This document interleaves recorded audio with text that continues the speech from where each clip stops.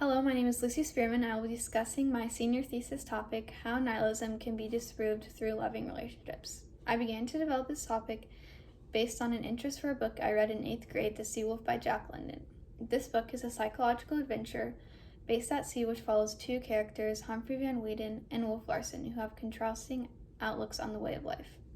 Specifically, I remembered a quote by Wolf Larsen, "Might is right," which I thought perfectly described his brutish nature as well as his materialistic and nihilistic philosophy.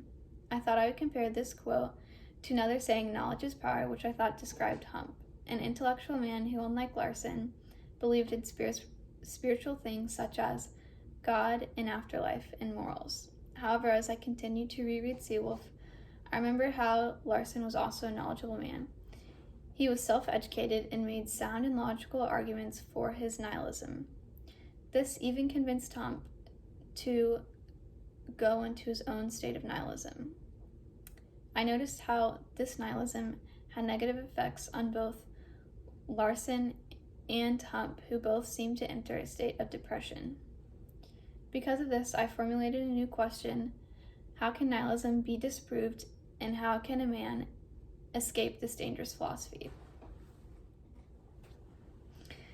So to help me grasp a better understanding of nihilism, I read excerpts from the German philosopher Friedrich Nietzsche. And to help me understand how nihilism can be disproved, I read Pope John II, Love and Responsibility, which highlights the importance of human dignity within relationships.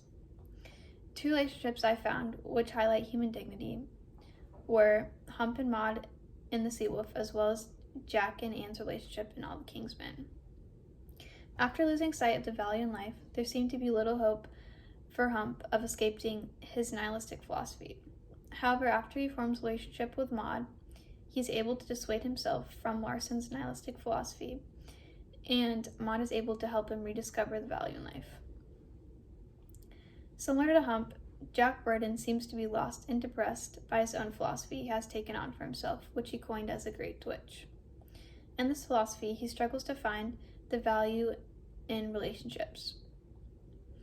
Like Larsen described life in other individuals as only a yeasty ferment, Jack described the cause of relationships as merely an itch in the blood.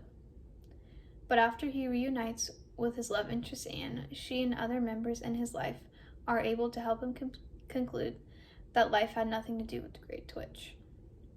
So as I said before, I connected both of these relationships using love and responsibility, which recognize the inherent characteristics of human dignity. So in his book, Love and Responsibility, Pope John II relates how it is wrong for individuals to treat others as merely a means to an end, because every individual has a free will, which must be respected.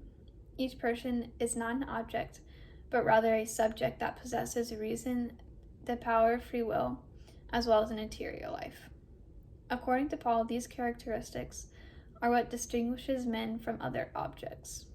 And these distinctions are not subjective to individuals, but are rather objective truths. So, if human value and dignity is a universal truth, then I concluded that it must be wrong to see no value in your own life or in others' life, and to use them only as a means to an end or for materialistic purposes.